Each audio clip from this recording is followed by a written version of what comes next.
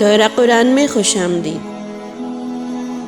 سیکھنے کے اس خوبصورت سفر کا آج 10واں دن ہے۔ آج 10ویں پارے میں سے ہم نے ایک آیت قرآنی جملہ، قرآن کی آیت جو ہم نے چوز کی ہے سورہ انفال کی آیت نمبر 46 کا ایک حصہ ہے۔ اللہ تعالیٰ اس آیت میں کہہ رہے ہیں کہ اللہ اور اس کے رسول کی بات مانو اور وَلَا تَنَازَعُوا فَتَفْشَلُوا، آپس میں جھگڑو نہیں ورنہ تم کمزور پڑ جاؤ گے۔ وَلَا اور نہیں، تَنَازَعُوا آپس میں لڑائی جھگڑا کرو، فَتَفْشَلُوا کمزور پڑ جاؤ گے، پھر آپ کمزور پڑ جاؤ گے اور اس کا نقصان کیا ہوگا؟ آپ طاقت اور آپ کرو ختم ہو جائے گا۔ اور اس کے برعکس کیا کرو؟ جب مل کے کام کرنا ہو، ایک ٹیم کے طور پہ کام کرنا ہو تو اس میں ہمیں کچھ باتوں پہ صبر کرنا پڑتا ہے، کچھ باتوں پہ اپنے آپ کو کنٹرول کرنا پڑتا ہے۔ اب دیکھیں نا، آپ کا میچ ہو اور اس میں آپ کا ایک کیپٹن ہو، لیکن ایک اور بچہ کی ٹیم کا کھڑا ہو جائے کہ کیپٹن تو آج میں بنوں گا، بجائے اس کے کہ جو کیپٹن بنا ہوا ہے اس کی سارے بات مانے اور سارے مل کے اس میچ کو کھیلیں اور کیپٹن کو اوبے کریں تو جیت جائیں گے۔ لیکن اگر دو بچے اس بات پہ لڑائی کرنے لگ جائیں گے کہ میں کیپٹن بنوں گا، نہیں میں کیپٹن بنوں گا، تو پھر تو میچ جیتنے کا سوال ہی پیدا نہیں ہوتا۔ تو جب بھی ہم کوئی کام مل کے کریں، کہیں پہ اکٹھے ہوں تو کیا کریں؟ آپس میں لڑائی جھگڑے سے بچیں۔ اس کا نقصان کیا ہوگا؟ کمزور پڑ جائیں گے اور ہماری طاقت ختم ہو جائے گی، دوسروں پہ ہمارا روب بھی ختم ہو جائے گا۔ اب آپ چھوٹی سی بات ہے کہ ہم یہ بات سوچیں کہ جو کام ہم مل کے کر سکتے ہیں، سارے اپنی ساری ان پٹ جو ہے اس کام میں مل کے 2 بچے 3 بچے مل کے کام کریں گے، کام جلدی بھی ہو جائے گا اور اچھا بھی ہوگا۔ کھیلی کی بات ہے، مل کے کھیلیں گے تو اچھا کھیلا جائے گا۔ میچ کھیلنے کی بات ہے تو میچ جیتنے کا امکان اس وقت زیادہ ہوگا جب آپ لوگ کیپٹن کی بات مانیں گے اور جو ڈیوٹیز اس نے جس کی لگائی ہیں، جس کا جو کام ہے وہ اس کام میں کیپٹن کو اوبے کرے گا تو میچ جیت جائیں گے۔ لیکن اگر ہر کوئی اپنی چلائے گا، آپس میں لڑائی جھگڑا کرے گا تو میچ جیتنے کا سوال ہی پیدا نہیں ہوتا۔ اور اسی طرح فرض کریں کہ ایک امی نے کام دیا گھر میں مل کے کرنے کا کہ آج یہ کمرہ سیٹ کرنا ہے، آج یہ الماری سیٹ کرنی ہے، آپ 2 مل کے کریں گے تو وہ ٹیم ورک ہے، دونوں کو مل کے کرنا ہے۔ دونوں میں سے ایک بڑا ہوگا، ایک نے دوسرے کی بات ماننی ہے۔ اللہ تعالیٰ نے اس میں یہ بات بھی بتائی کہ جو تم میں سے بڑا ہے اس کی بات مان لو، یا امی سے پوچھ لیں 2 میں سے کون بڑا ہے، کس کی بات مانی جائے گی اگر مل کے کام کرنا ہے۔ 3 لوگ مل کے کام کریں تو بھی اللہ تعالیٰ نے بتایا کہ ان تینوں میں سے ایک کو اپنا کیپٹن بنا لو بھائی، تاکہ وہ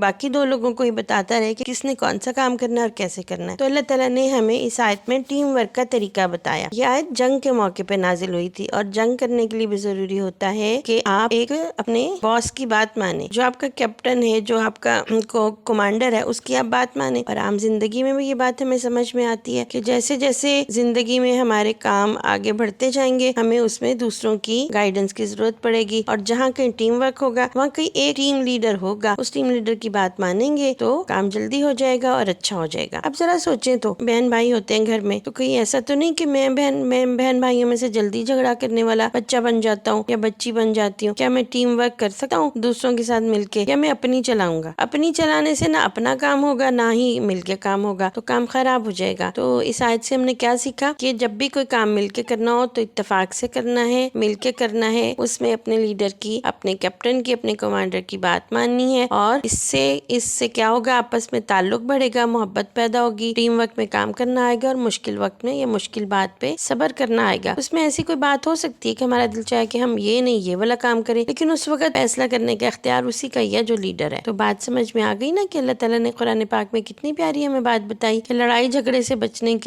کا فائدہ یہ ہے کہ کمزور نہیں پڑو گے۔ اگر لڑائی کرو گے تو کمزور پڑ جاؤ گے، تمہاری طاقت ختم ہو جائے گی۔ دیکھیں، جھگڑا جو ہے وہ طاقت کو ختم کرتا ہے نا، اور ٹیم ورک کامیابی دیتا ہے۔ 2 بچوں کی مثال لیتے ہیں، احمد اور علی فٹ بال کھیل رہے تھے، دونوں کپتان بننا چاہتے، ٹیم ہار جائے گی نا، تو غلطی کس کی تھی؟ سوچیں ذرا، اگر آپ وہاں ہوتے تو کیا کرتے؟ خود کیپٹن بننے کے لیے جھگڑا کرتے یا پھر کیپٹن کی بات مان کے کھیلتے؟ تو سوچیں ذرا کہ گھر میں بھی بعض اوقات کام کرنا ہوتا ہے، امی کام کہتی ہیں کہ یہ کام ایسے کرنا ہے تو ہم آگے سے آرگیو کرتے ہیں، میں نے تو ایسے نہیں کرنا، میں نے تو ایسے نہیں کرنا۔ اس سے کیا نقصان ہوتا ہے؟ کام بھی نہیں ہوتا، دل بھی گندا فیل کرتا ہے نا، تو اور گھر میں کبھی اچھا ماحول نہیں بنے گا اس طرح۔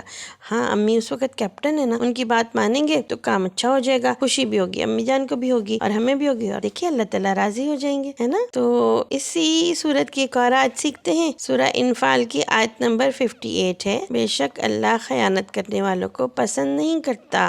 آج کلاس میں ٹیچر نے آپ کو ایک باکس دکھایا اور یہ کہا کہ اس میں ایک امانت ہے، اس کو کوئی نہیں کھولے گا۔ اب پتہ ہے کیا ہوتا ہے؟ بچوں کا دل چاہ رہا ہوتا ہے کہ ہم دیکھیں تو صحیح ہم نے کون سا لینا ہے, ذرا چیک تو کریں اس میں کیا ہے. بس یہ شیطان سکھاتا ہے کہ بات نہیں ماننی. تو اب دیکھیں اس آیت پہ غور کرتے ہیں. ان اللہ لا يحب الخائنین, بے شک اللہ خیانت کرنے والوں کو پسند نہیں کرتا. سب سے پہلے سمجھتے ہیں یہ خیانت کیا ہوتی ہے اور خیانت کرنے والے لوگ کون ہوتے ہیں. خیانت کرنے والے لوگ ہوتے ہیں جو دھوکہ دیں, چھپ کے غلط کام کریں, وعدہ توڑ دیں, کسی نے کوئی چیز پاس رکھوائی ہو تو اس چیز کو کی حفاظت نہ کریں یا اس کو ضائع کر دیں یا اس کو خراب کر دیں. تو دیکھیں خیانت کا تعلق امانت سے ہے. اس بات کو میں سمجھنا ضروری ہے امانت کیا ہوتی ہے. ہم سب کہتے ہیں نا میں تو ایماندار ہوں, I am an honest boy, I am an honest girl. تو آنیسٹ ہونا اچھی بات ہے نا, ایماندار ہونا. ایماندار کون ہوتا ہے؟ جس کے اندر ایمان ہوتا ہے.